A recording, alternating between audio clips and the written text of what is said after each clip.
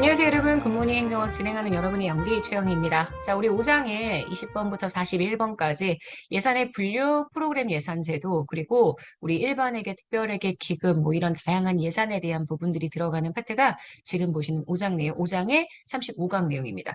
어렵다라고 얘기하시는 분들이 많은데, 사실 쉬운 내용은 아닙니다. 하지만 그렇다고 어려운 내용은 아니거든요. 정리만 잘 되면 예산은 충분히 할 만한 내용이어서 너무 여러분들이 부풀려서 어렵다라고 생각하시지 않았으면 좋겠습니다.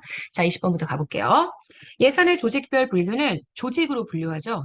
지금 어느 부처가 예산을 쓰느냐, 요걸 보는 거기 때문에 무엇을 구입하는데 얼마를 쓰느냐, 이걸 분류 기준으로 두지는 않습니다.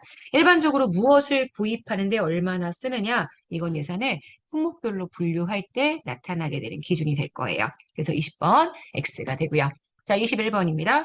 예산에 우리가 기능별로 분류할 때 어떤 기능으로 돈을 쓰는지를 보죠. 근데 이게 어떤 기능인지 나와도 무엇을 사고 무엇을 썼는지 이에 대한 내용은 나와 있지 않습니다. 회계 책임이 불분명하고요.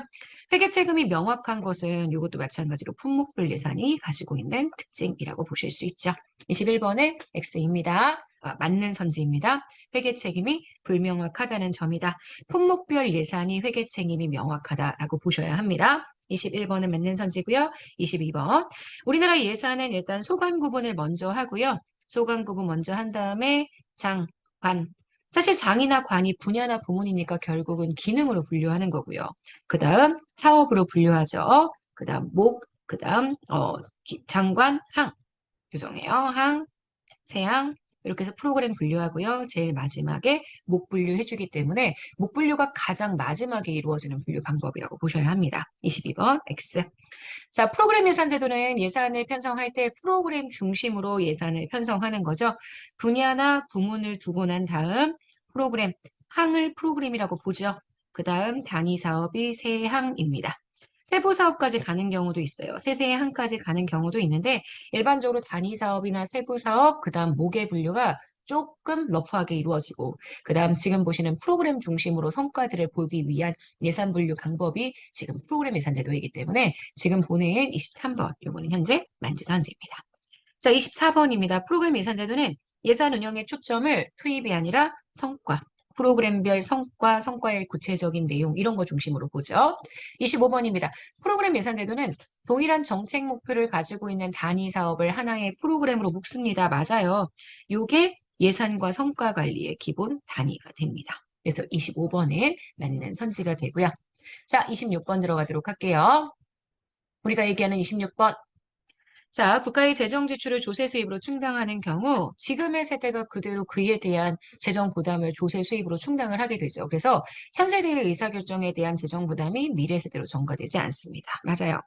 하지만 그에 비해서 국공채다. 국공채는 공채를 일단 발행을 해서 시설을 짓고 나중에 후세대가 이 공채에 대한 부담을 함께 지게끔 만들어주기 때문에 후세대가 함께 비용을 분담하게 됩니다. 그래서 오히려 지금 정부가 생산하는 여러 가지 공공재에 대한 비용 부담에 세대 간 형평성을 더욱더 크게 만든다는 특징을 가지게 됩니다. 그래서 훼손시킨다라고 보는 부분은 틀린 선지가 될 거예요.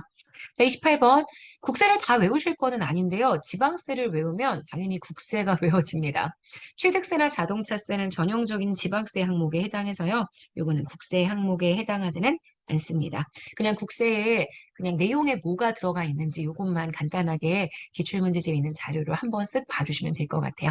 28번은 X고요. 자, 29번입니다. 중앙정부의 지출 성격상 의무 지출에 해당하는 항목. 정부가 마음대로 지출의 항목을 늘리거나 줄이지 못하는 항목, 지방교부세 들어가고요. 국채에 대한 이자 지출 들어갑니다. 하지만 정부 부처 운영비는 요거는 우리 의무 지출이 아니라 재량 지출 항목이기 때문에 29번은 X입니다. 30번. 국가 채무준칙제가 주가의 재정준칙 잘 보시라고 했죠. 그중에서도 채무준칙은 재정의 건전성을 확보하기 위해 국가 채무 규모의 상한선을 설정해서 일정 정도 이상의 채무가 나타나지 않도록 만들어주기 위한 준칙입니다. 우리나라의 재정준칙은 25년도 국가재정법 개정에 그 내용이 실리도록 목표를 잡고 있기 때문에 계속 기출비중이 증가한다는 것도 기억해 주세요. 31번입니다. 우편, 우체국 예금, 양곡, 조달 이 네 가지가 특별 회계 예산으로 운용이 되고 있고요. 요거에 대한 사항을 규정하고 있는 현행법은 바로 정부기업 예산법입니다. 그래서 일반적으로 법에서 정부기업이라고 얘기한다면 이렇게 네 가지의 정부기업 형태를 의미한다. 알고 계시죠? 자, 32번으로 갈게요. 일반회계, 특별회계, 기금 모두 국회로부터 결산 심의 의결을 받아야 합니다. 맞습니다. 특별회계는 보통 법률 만들어줘야 되죠. 각각 개별법을 마련해서 운영되는 것이 일반적이고요. 특별회계는 일반회계 예산에 비해서 입법부의 예산 통제가 어렵습니다. 탄력적이고 자율적으로 운영될 수 있기 때문에 일반 회계에 비해서는 입법부의 예산 통제가 그닥 쉽게 나타나지 않죠. 특별회계는 설립 주체에 따라 중앙정부의 특별회계와 지방자치단체의 특별회계로 구분될 수 있습니다. 특별회계는 일반 회계와 구분해서 격리할 필요가 있을 때 설치합니다. 그래서 일반 회계로부터의 전입은 금지된다. 여기까지는 맞아요. 특별회계와 일반회계 구분해서 격리할 필요가 있죠. 하지만 그렇다고 해서 일반회계로부터의 전입이 금지되지 않습니다. 자유로운 상호 전출입이 가능하기 때문에 36번은 X가 됩니다. 37번. 국가재정법에 따르면 특별회계는 국가에서 특정한 사업을 운영하고자 할 때, 특정한 자금을 보유해서 운용하고자 할 때, 네, 이게 지금 특별회계의 설치 목적은 맞습니다만, 대통령령으로 현재 움직이는 게 아니라 요거는 법률로 설치해야만 한다. 이렇게 볼 수 있죠? 자, 그래서 37번 요거는 X입니다. 자, 특별회계 예산과 기금은 모두 결산서를 국회에 제출해야 합니다. 기금은 예산의 일반적인 원칙에서 벗어나 탄력적으로 운영이 됩니다. 그래서 예산에, 법정 예산에 들어가지 않는다고 얘기할 수 있고요. 기금은 특정 수입과 특정 지출을 연계한다. 이게 통일성이 맞지 않는 거죠. 본래 통일성의 원칙에 부합하려면 특정 수입이 특정 지출을 연계하면 안 됩니다. 근데 특정 지출, 수입이 특정 지출을 연계한다는 건 통일성에 부합하지 않는다는 얘기고요. 그런다는 점에서 특별회계와 기금은 통목수특기 예외가 됩니다. 그래서 40번 맞는 선지고요. 주한미군기전 이지 행정중심 복합도시 건설, 기존 일반회계 처리하기 곤란한 대규모의 국책사업 실행하기 위해서 운영되는 건 현재 기금이 아니라 특별회계이기 때문에 기금에 대한 설명이라고 볼 수 없겠죠. 그래서 41번은 X가 됩니다. 자, 여기까지 보시면 우리 39일차 굿모닝 행정학 기출 부트캠프 마무리를 했습니다. 이제 여기까지 다 보시면 여러분들이 내일은 통합재정, 여러분들이 좀 어려워하시는 통합재정, 예산의 편성 시기들, 그리고 성인지 예산이나 조세지출 예산 같은 내용들 들어가게 되는데요. 뭐 이것도 내용 정리만 잘해주시면 쉽게 보실 수 있는 파트입니다. 긴장하지 말고요. 열심히 잘 따라와 보도록 합시다.